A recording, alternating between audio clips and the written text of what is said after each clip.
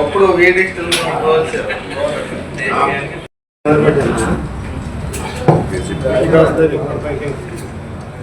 అందరికీ నమస్కారం. ముందుగా ప్రొఫెసర్ త్రినాథరావు గారు మాట్లాడతారు.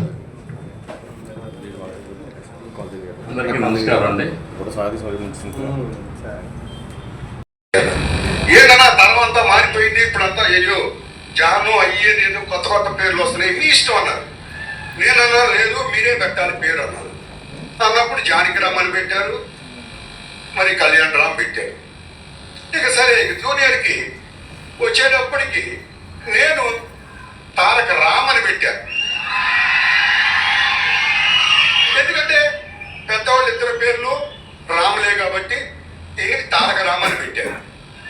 ఒకసారి నాన్నగారు అడిగారు విశ్వామిత్ర షూటింగ్ ముందు, నాన్న ఏం చేస్తున్నాడు మీ మూడో వాడు అన్నాడు. చదువుతున్నాడు కదండి అన్నాను. సరే తీసుకురా నాన్న అన్నారు. సరే తీసుకురావడం జరిగింది. తీసుకొచ్చిన వెంటనే పైనుంచి కిందకి చూశారు. బాగానే ఉంది, వెరీ గుడ్. నీ పేరేమిటి అని మళ్ళీ తన్ను అడిగాడు, నన్ను అడగల. నీ పేరేంటి అని అడగగానే తాతగారు నా పేరు డాడీ తారక రామ్ అని పెట్టారు అన్న వెంటనే నో నథింగ్, నీది నా అంశ, నా పేరు నీకుండాలి అని నల్లమూరి తారక రామారావుని పెట్టింది. ఆయన పేరును ఆయనే కామన్ చేశారు, ఆయనకి ఇచ్చారు. వంశవృక్షంగా మరి ఆనాడు చెప్పడం జరిగింది.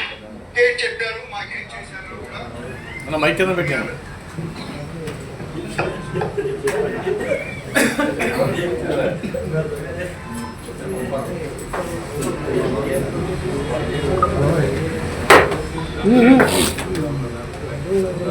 ముఖ్య ఉద్దేశం ఇవాళ ఆంధ్రప్రదేశ్ రాష్ట్రంలో ఎన్టీఆర్ వారసులు ఎవరనేది ఒక చర్చ నడుస్తుంది. నారా లోకేష్ జూనియర్ ఎన్టీఆర్ అని చెప్పి, మరి ఇప్పుడే మీరు ఎన్టీఆర్ బిడ్డ అయిన నందమూరి హరికృష్ణ గారు మాట్లాడడం జరిగింది. సో జూనియర్ ఎన్టీఆర్ గారి పేరు తన తాతగారే స్వయాన ఎన్టీఆర్ నా అంశ కాబట్టి నా పేరు ఎన్టీఆర్ పేరు పెట్టాలని చెప్పి ఆయనే చెప్పారు. సో ఇది చరిత్రలో ఎవరో మాత్ర విషయం మనో చేస్తున్నారు. ముఖ్యంగా మరి ఈరోజు మరి నాడు 2009 వరకు ఎన్టీఆర్ ఉన్న ఎన్టీఆర్ గత 16 సంవత్సరాలుగా మరి పార్టీకి దూరంగా పెట్టబడ్డారు. ఇవాళ అవసరానికి వాడుకొని ఇవాళ పక్కకు పెట్టారు. ఇవాళ నిజంగా ఈ రోజుకి కూడా మొన్నే చూసాం, బెంగళూరు వెళ్తే ఆయన ఫాలోయింగ్ చూసాం. పక్క రాష్ట్రంలో కూడా పోలీసులు కంట్రోల్ చేయలేపారు. అంత ఆయుధం మన చేతిలో పెట్టుకొని ఈరోజు ఇతరుల మీద డిపెండ్ అవటం నిజంగా తెలుగుదేశం పార్టీకి ఏమన్నా అర్థం కావట్లేదు. మరి వేళ నారా లోకేష్ జూనియర్ ఎన్టీఆర్ మధ్యన ఇద్దరి మధ్యన డిబేట్ పెడితే ప్రజలు ఎన్టీఆర్ వైపే మొగ్గు చూపుతున్నారు తప్ప నారా లోకేష్ మీద మొగ్గు చూపట్లేదు. అంటే ఒక నాయకుడిని వృద్ధాలను చూస్తున్నారు తప్ప మన తెలుగు జాతిని కాపాడదాం, రాష్ట్ర ప్రజలను కాపాడదాం అన్న ఆలోచనే లేదు. ఈరోజు మేము ఈ సబ్జెక్ట్ ఎందుకు వచ్చామంటే రేపు జూనియర్ ఎన్టీఆర్ బర్త్డే. రేపు రాష్ట్రంలో మొత్తం యావత్ రాష్ట్రమే కాదు, తెలుగు రాష్ట్రాల్లో అది కర్ణాటక తమిళనాడులో కూడా ఒక అద్భుతంగా చేయబోతున్నారు, అఠాసంగా చేయబోతున్నారు. మరి మేము ఒకటే కోరుతున్నాం, ఇదే పరిస్థితిలో రేపు కానీ 2020 ఎలక్షన్కి వెళ్తే మీరు గెలవగలరని అడుగుతున్నాను మిస్టర్ లోకేష్. ఈరోజు మీరు సింగిల్గా వెళ్ళగలరని అడుగుతున్నాను, వెళ్ళలేరే. మరి అలాంటప్పుడు ఎందుకు లోకేష్ ఎన్టీఆర్ దూరం పెట్టారని చెప్పి డైరెక్ట్గా సూటిగా నిన్నే ప్రశ్నిస్తున్నారు. ఎవరైనా వారసులు కూతురు పెట్టి అవుతారా, కొడుకు పెట్టి అవుతారని చెప్పి నేను ప్రజలను అడుగుతున్నా. ఈరోజు ఎన్టీఆర్కి అన్ని అర్హతలు మనం చేస్తాను. డెఫినెట్గా తెలుగుదేశం పార్టీని నడపాల నాయకుడు సత్తా చంద్రబాబు నాయుడు తర్వాత అదొక ఎన్టీఆర్కి మనం చేస్తాం.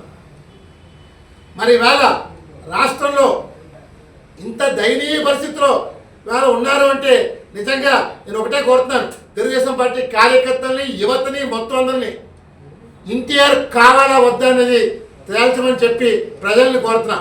ఎందుకంటే ఇది ప్రజాస్వామ్యం. నాడు ఎన్టీఆర్ పార్టీ పెట్టినప్పుడు ఒక లక్ష్యంతో ఆశయంతో పెట్టారు. ఆ మహానుభావుడి ఆశయాల్ని మనం ముందుకు తీసుకొచ్చే బాధ్యత నేటి యువత పైన ఉంది. ముఖ్యంగా మొన్నే చూసాం తమిళనాడులో విజయ్ పార్టీ పెడితే ప్రబంధం చూసాం. అంటే ఇవాళ అంతటి ప్రపంచం ఈరోజు పవన్ కళ్యాణ్ కంట జూనియర్ ఎన్టీఆర్కి ఉంది ఆ ప్రబంధం. నేను ఎవరిని కించపరచట్లేదు, ఎందుకంటే మన చేతిలో ఉన్న ఆయుధాన్ని పక్కకు పెట్టి ఇతరుల మీద డిపెండ్ అవటం ఇది తెలుగుదేశం పార్టీకి తగునా అని ప్రశ్నిస్తున్నా. నేను ఒకటే కోరుతున్నాను, ప్రజలు కోరుకునే వరకు చేయాలి తప్ప ఇదే పరిస్థితులు వెళ్తే తెలుగుదేశం పార్టీకి 2029 భవిష్యత్తు కష్టమే మనం చేస్తున్నాం. ఇంకా 3 సంవత్సరాలు ఉంది, అందువల్ల ఇప్పటికే మేలుకోమని కోరుతున్నాను. రేపు జరగబోయే మహానాడులో నేను కార్యకర్తలు పిలిపిస్తున్నాను, ఆలోచించండి.